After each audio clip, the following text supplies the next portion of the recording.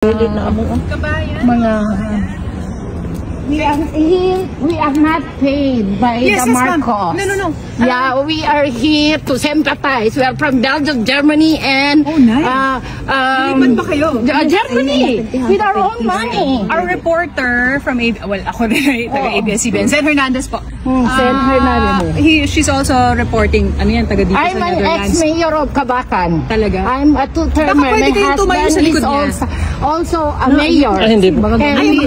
Gagamitin niyo lang kami eh. Bakit naman? Kayo kay Duterte, di ba?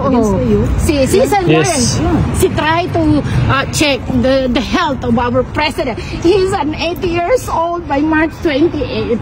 So pwede nga po, He was diba? kidnapped in the Philippines. Oo. Kasi parang we will mention na nandito yung supporters. Sa totoo lang, syempre may magsasabi na hindi pinapakita ang supporters now. We're supporting people. Yeah. That's what you we're can looking show for. us that we are not paid. Yes, sir.